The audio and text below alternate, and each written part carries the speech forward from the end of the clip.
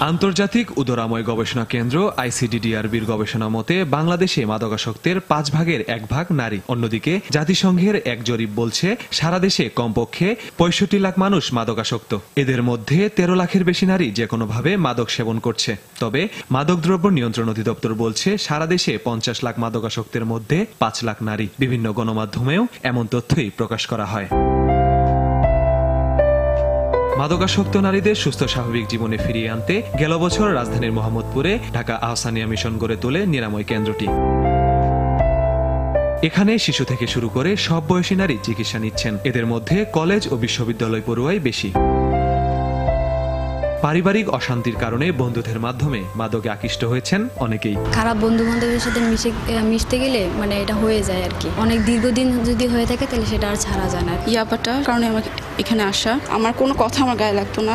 মানুষ বাজে বাজে কথা বলতো, সেটাও আমার গায়ে লাগতো না। আমি জাস্ট অ্যাভয়েড করে যেতাম। হতাশায় ভুগতাম যে কি করব আমি, কি করা উচিত আমার। ঘুম হতো না রাতে, খুব খারাপ লাগতো। তারপর আমি আস্তে আস্তে স্লিপিং পিল খাওয়া শুরু করলাম।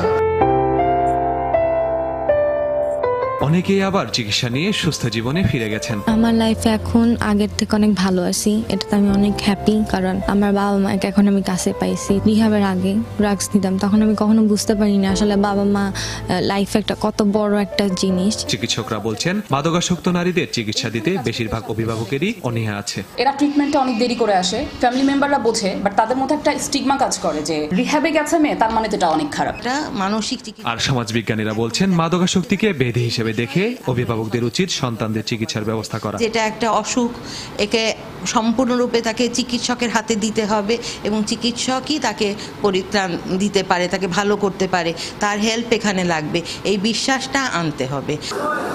বাবা মাকে খুনের দায়ে সম্প্রতি ফাঁসির দণ্ডে দণ্ডিত ঐশীও এমন মাদকাসক্তির শিকার। অভিভাবকরা সন্তানদের প্রতি যত্নবান না হয় ঘটেছে এ ধরনের ঘটনা। যে একটা বাচ্চা জন্মের থেকে অন্তত তার 19-20 বছর বয়স হওয়া পর্যন্ত অত্যন্ত গুরুত্বপূর্ণ।